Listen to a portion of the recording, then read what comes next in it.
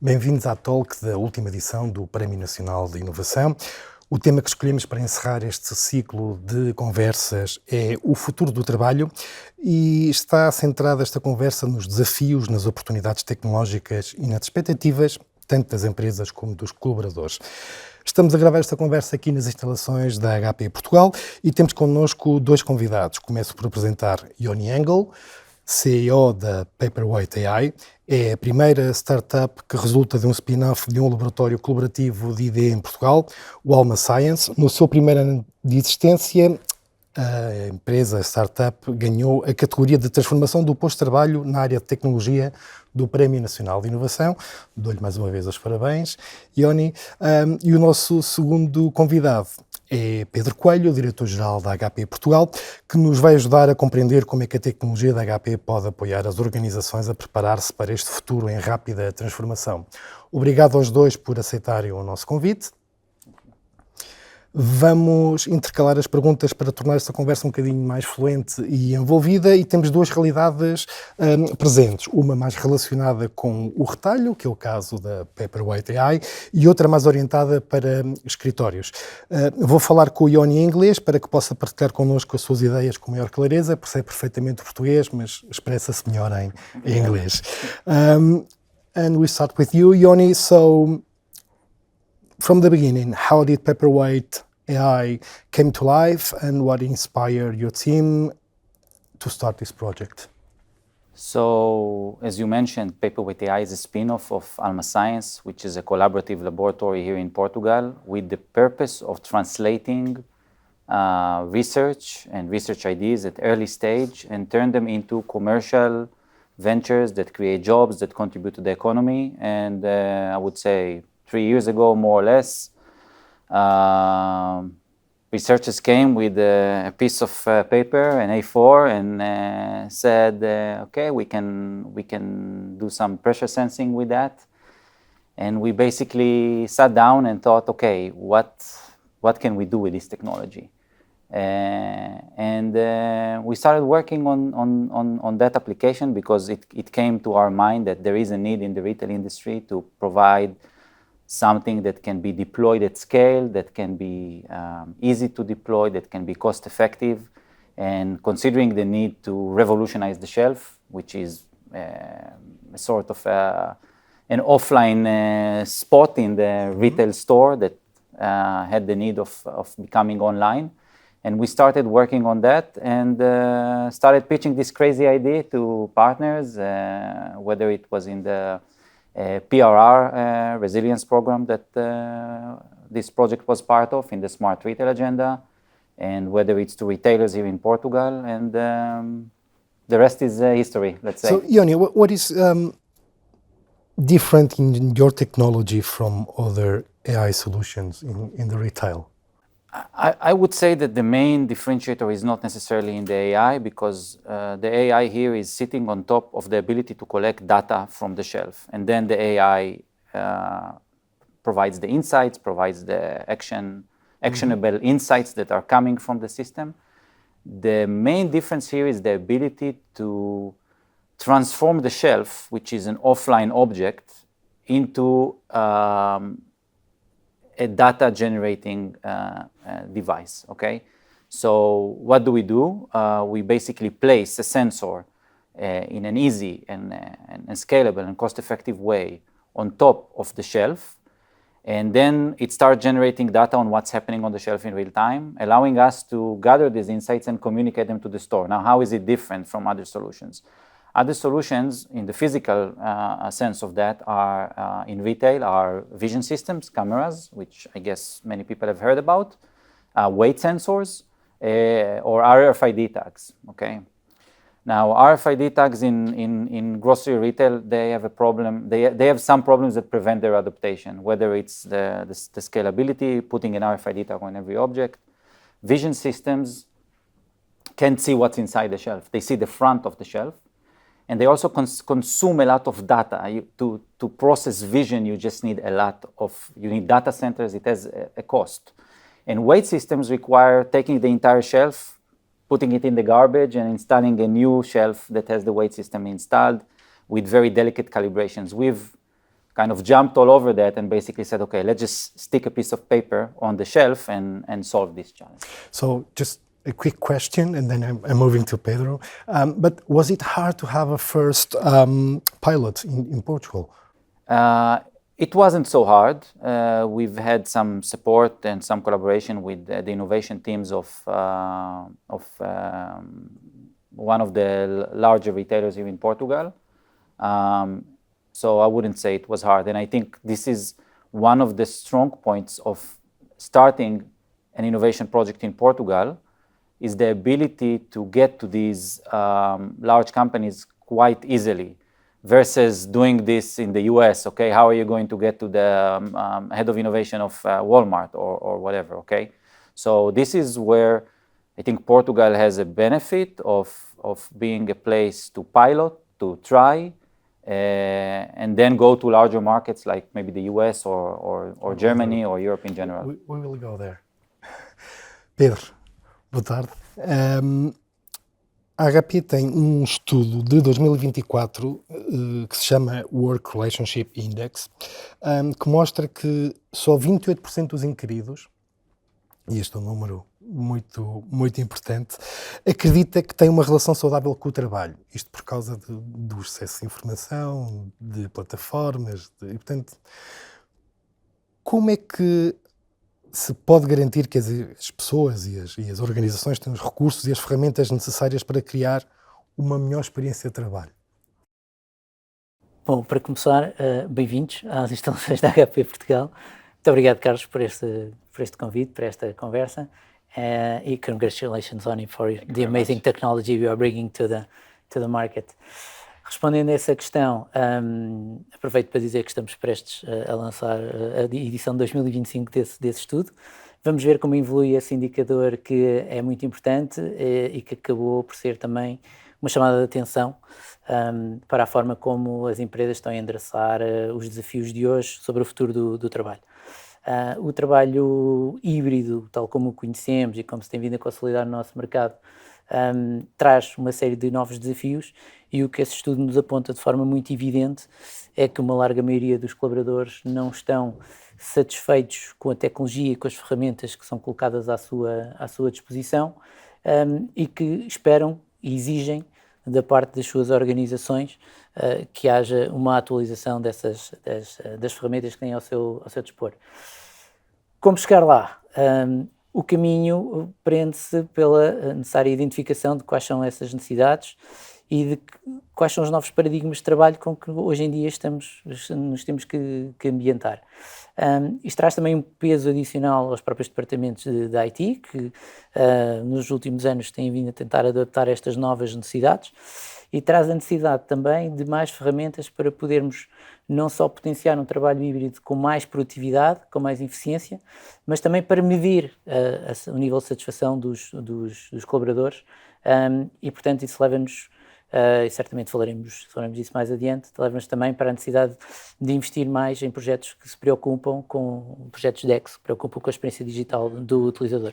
Já lá iremos também, mas queria saber, de facto está a falar em trazer mais tecnologia para o mercado, para as organizações, quando sabemos que um dos problemas é o excesso, as pessoas queixam-se, o excesso de plataformas digitais com que têm que interagir diariamente, a constante ruído ou distrações de saltar de aplicação em aplicação, de Teams para outras aplicações, por exemplo.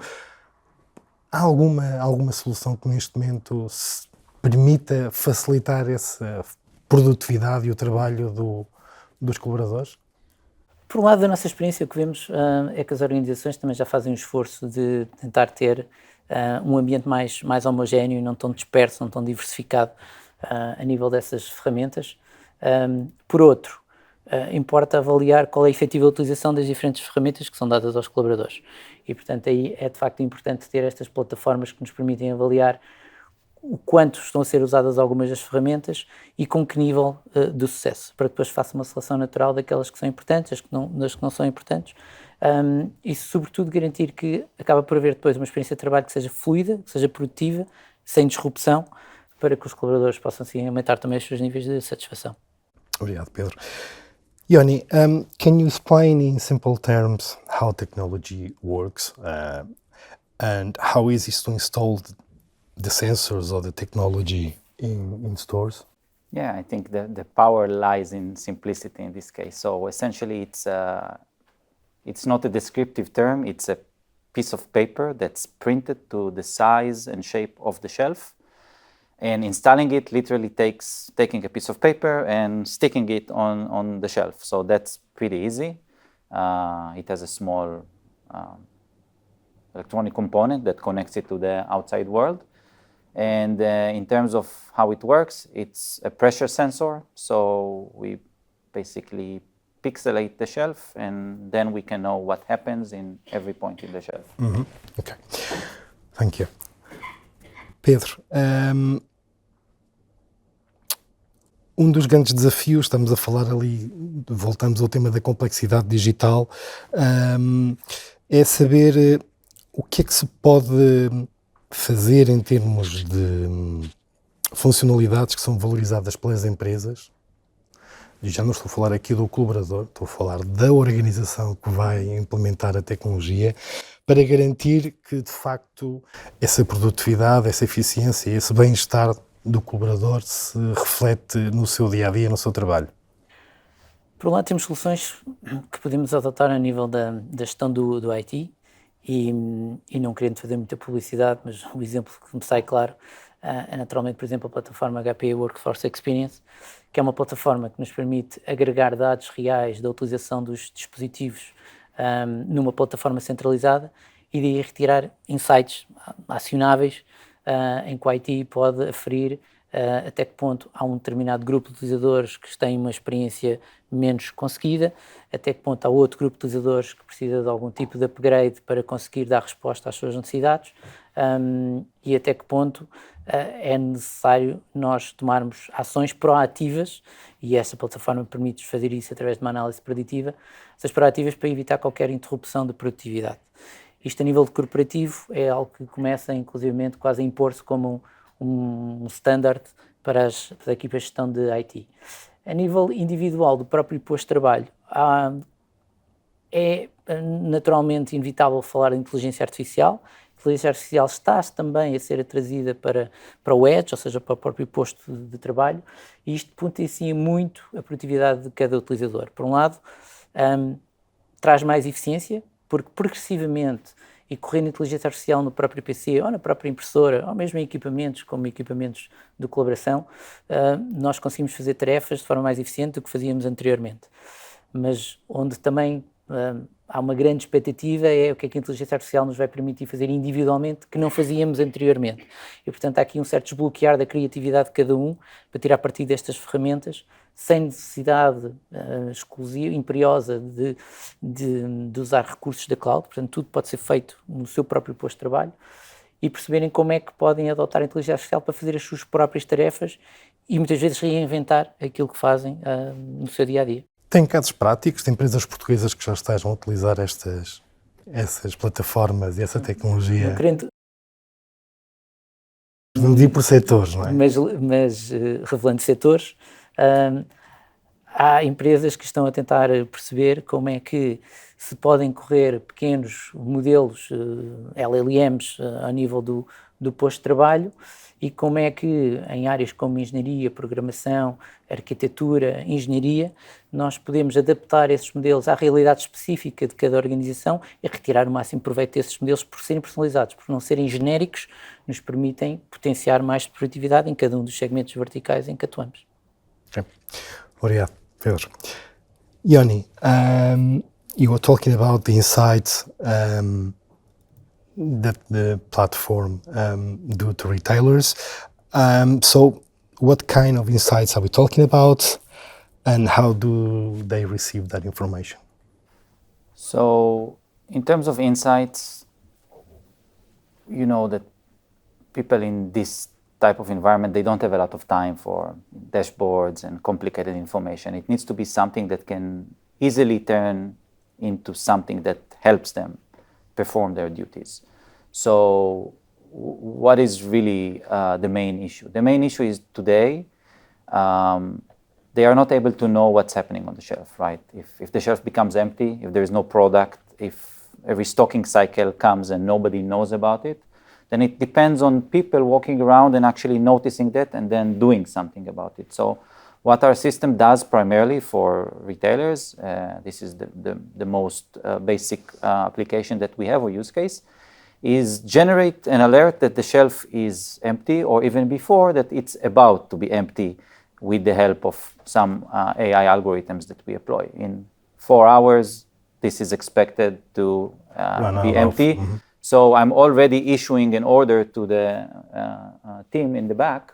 I'm putting a line in a screen that's sitting in the warehouse that they need to restock this and this shelf by this hour, or it will become empty. We can also start looking at the time that the shelf is empty, and this translates into lost sales. So every minute and every hour that this shelf is empty is lost sales, in fact. Mm-hmm. So this is information that we can now gather that did not exist before. So these are the main ways that we communicate information to the store. So there is any challenge, technical challenge to install the technology in any store, or? Yes, there are always differences between different stores, so it's always a site issue to understand exactly the way that the shelves are built. Right now, we still require power. The target is to have autonomous devices that are battery powered or run on some external power. And in terms of value, I just want to add that the data that is generating from what happens on the shelf is applicable not only, or useful not only to the retailers, but also, for example, to CPGs that are selling to these retailers, because they can finally know what is happening on the shelf. They can understand what products and what assortments are performing better. So there are many layers of data that are now generated from this device that are not directly related to operations in the store. Ok. E no caso dos equipamentos HP, há muitos portáteis que começam a vir já também, por exemplo, com a inteligência artificial dentro da máquina, ou seja, não é só o software, não é? É também o hardware, nas impressoras também. O que há de novidade? Isso, o que é que permitem fazer, e se as empresas portuguesas ou as organizações portuguesas valorizam essas funcionalidades? Nós acreditamos que o facto de trazermos a inteligência artificial para o pós-trabalho, nesse caso em particular para o portátil, traz uma enorme vantagem que deve ser explorada pelas empresas e pelos colaboradores. O facto de nós termos inteligência artificial no pós-trabalho significa que estamos independentes da cloud. E o que é que isso significa? Significa, para já, que estes modelos de inteligência artificial nos dão uma resposta em tempo real, que não estamos dependentes de constrangimentos que possam existir com largura de banda ou com latência. Não estamos dependentes da comunicação com cloud. Por outro lado, é um modelo em que evitamos eventuais custos que possam existir com a subscrição de serviços cloud, que são menos controláveis, para todos os efeitos, o custo de um portátil ou o custo de aquisição, mais o seu custo de propriedade ao longo do ciclo de vida. E depois temos 2 fatores adicionais muito importantes nos dias que correm, que é a questão da segurança e da privacidade. Se eu estou a aplicar a inteligência artificial sobre os dados que estão no meu PC e não estou a partilhá-los com uma qualquer localização de um qualquer servidor que esteja na cloud, eu tenho esses dados, de facto, no meu posto-trabalho e tenho praticamente a certeza de que só eu estou a trabalhar sobre eles e não estou a partilhá-los com mais ninguém. E aí adicionar também a importância de ter estes modelos, estes LLMs customizados por empresa e de saber perfeitamente que isto tem uma fronteira, ou seja, que inclusive tudo o que eu desenvolva de inteligência em cima destes modelos não é algo que vá para domínio público ou que, pior ainda, vá para domínio da minha concorrência. Portanto, há aqui uma série de vantagens. Não estou com isto a advogar que a inteligência artificial seja apenas no edge, claro que não. Haverá sempre uma abordagem equilibrada consoante as necessidades entre o edge e a cloud, mas há muito mais para fazer sobre aquilo que já é possível fazer no pós-trabalho, com os custos controláveis que existem e com mais segurança e privacidade.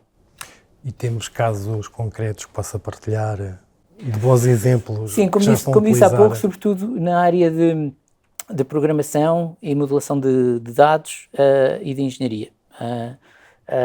Algumas software houses estão já a tentar tirar partido desta tecnologia, como dizias há pouco e bem, iniciando pela questão de que no hardware estas máquinas já estão potenciadas pelos seus pelas suas arquiteturas, processadores mais recentes, para poderem correr modelos de LLMs, seja no Edge ou seja na cloud, de forma mais rápida, e portanto já há empresas a tentar tirar partido disto, e depois pelo desenvolvimento desses tais LLMs, modelos de dados mais específicos e mais personalizados.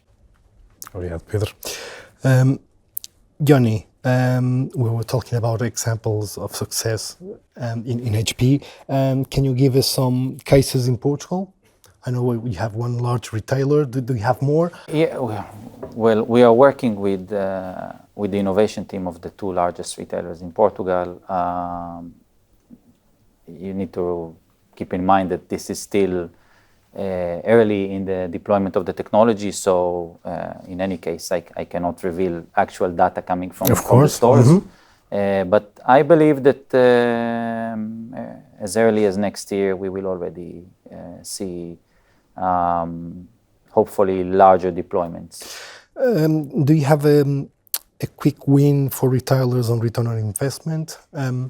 Yeah, so the return on investment is I think quite straightforward. Like I said, before looking at value to different stakeholders, and the bottom line is that right now retailers are losing globally. I'm speaking. This number is all over the place. 2% to 6% is lost because of the turnover is lost because of out of stock. Now it's true that not 100% is lost because there is no product on the shelf, but a substantial part is. And our technology, in fact, enables to save or salvage these sales. We are talking about $1.7 trillion a year of lost sales because of out of stock. So I think the benefit and the return of investment to retailers is quite clear. Expressive, yes. Yeah.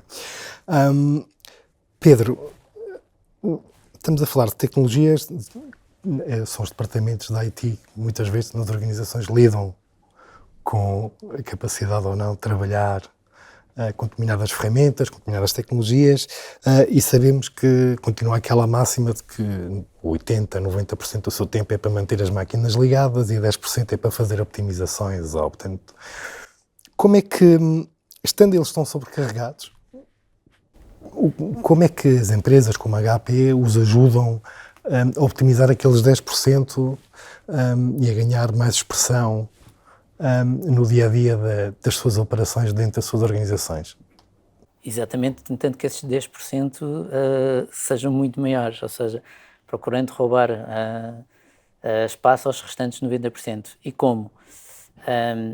Hoje em dia existem plataformas que nos permitem fazer muita análise preditiva dos problemas que podem vir a ocorrer, permite-nos, assim, dessa maneira, inclusivamente ajudar os nossos próprios clientes e nós próprios proativamente fazermos determinadas intervenções, não esperando que haja qualquer ruptura de produtividade do colaborador. Portanto, de uma forma muito prática, nós podemos ir a um cliente, substituir o disco de um portátil que sabemos que tem uma elevada probabilidade de falhar nos próximos 2 dias, e assim com isso estamos a aumentar a eficiência do colaborador e necessariamente da empresa que não para. Da empresa.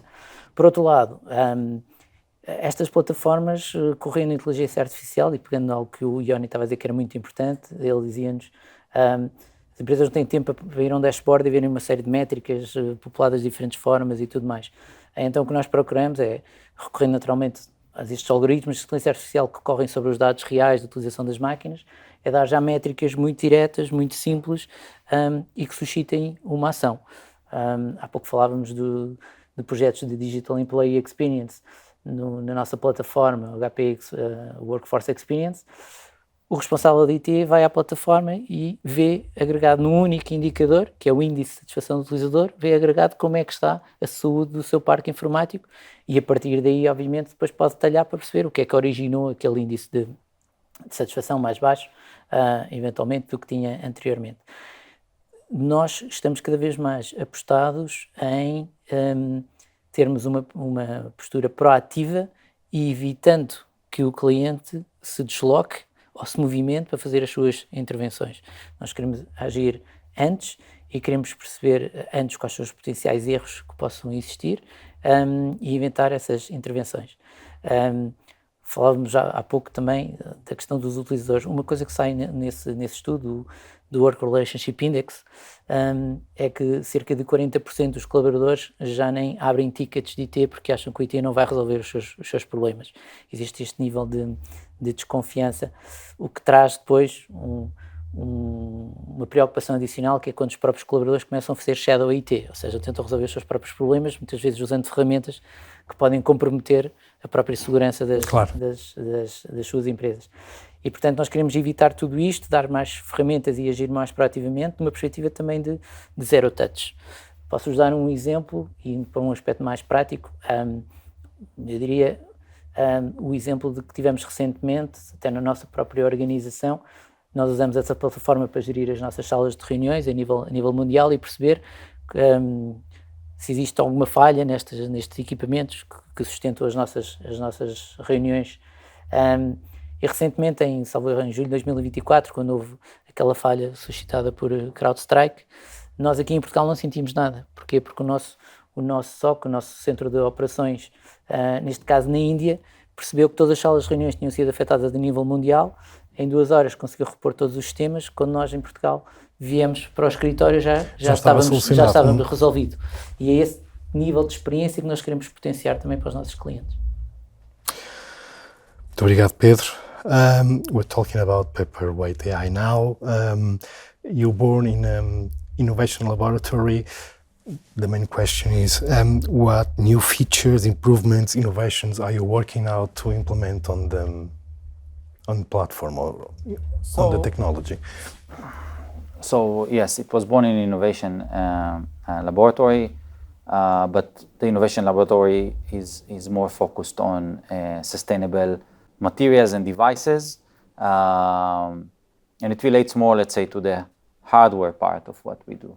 Right now, we are focused on adapting the solution and scaling with clients. And this will allow us to build more layers of how we use the data to benefit the client. So in fact, we are more focused on the data capabilities moving forward with the system. Okay, great. Pedro, estamos aqui já a chegar às perguntas finais. Como é que vês tendências para o mercado do trabalho, o futuro do mercado do trabalho? Nós falamos muito do futuro do trabalho, Future of Work, porque percebemos que o trabalho híbrido, a penetração da inteligência artificial no pós-trabalho, no espaço do workspace, ou esta crescente exigência dos utilizadores em relação à tecnologia, estão a mudar a forma como trabalhamos e como vivemos. E, portanto, estamos a trabalhar no sentido de desenvolver tecnologia que potencie não só, naturalmente, o crescimento das empresas, mas também o desenvolvimento das pessoas a nível pessoal e individual. Como é que o fazemos?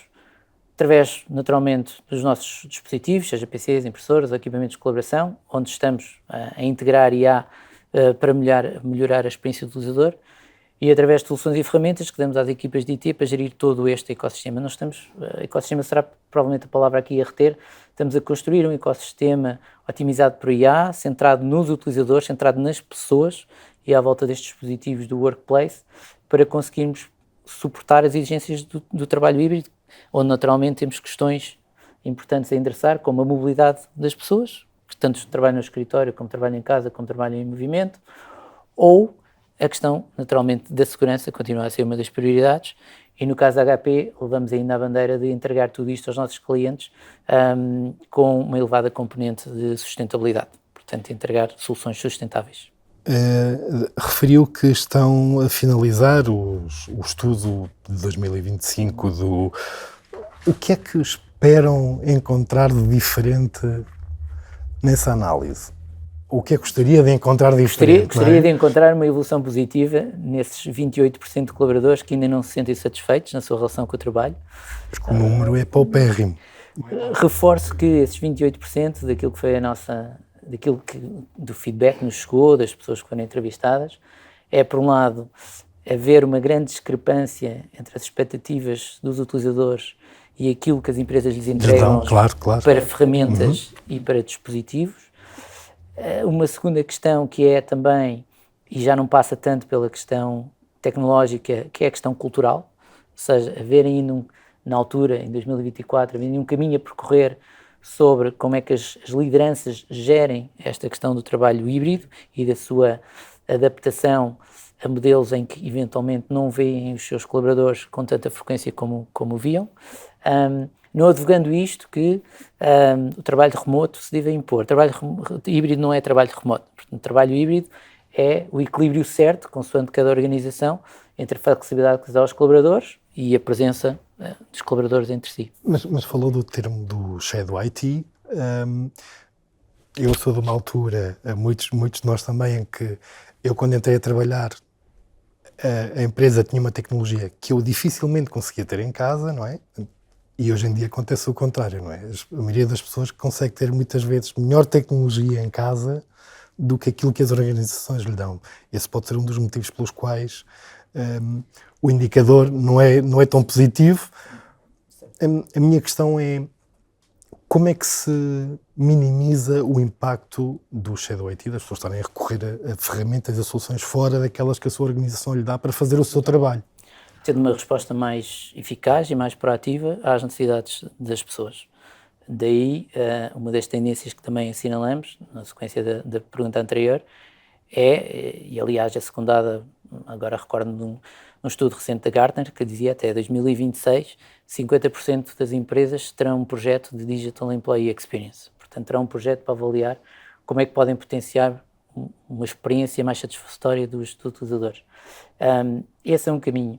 O outro caminho, importante, quando referias que se calhar não temos nos escritórios, nas condições que temos em casa, a verdade é que, pelo menos na nossa experiência aqui em Portugal e internacional também, nós vemos muitas empresas exatamente a reconfigurar os seus escritórios e a apetrechar os seus escritórios para que seja no escritório que o colaborador tenha a sua tecnologia ótima ou ideal para a colaboração. Os nossos escritórios não estavam preparados imediatamente após o período pandémico para o nível de colaboração a que hoje estamos sujeitos. Existem essas reconfigurações, existe a necessidade de apetrechar melhor os escritórios para potenciar melhores experiências de colaboração, e é isso também que vai trazer mais pessoas ao escritório e vai potenciar a presença física. Mais uma vez, trabalho híbrido não é trabalho remoto, presença física muitas vezes acelera a inovação, que estamos aqui a falar, porque acelera as conversas entre as pessoas, acelera as conversas entre pessoas de diferentes equipas que por outra razão se calhar nunca falariam, não falariam em online, e potencia também mais colaboração e agiliza também os tempos de resposta para algumas situações mais complexas. Muito obrigado, Pedro. Ioni, muito obrigado também. Obrigado por esta conversa, por estas explicações. Damos por concluída esta talk e voltamos para o ano com mais inovação, com mais negócios e mais ideias transformadoras. Portanto, até lá, bons negócios e boas inovações. Muito obrigado a todos. Obrigado.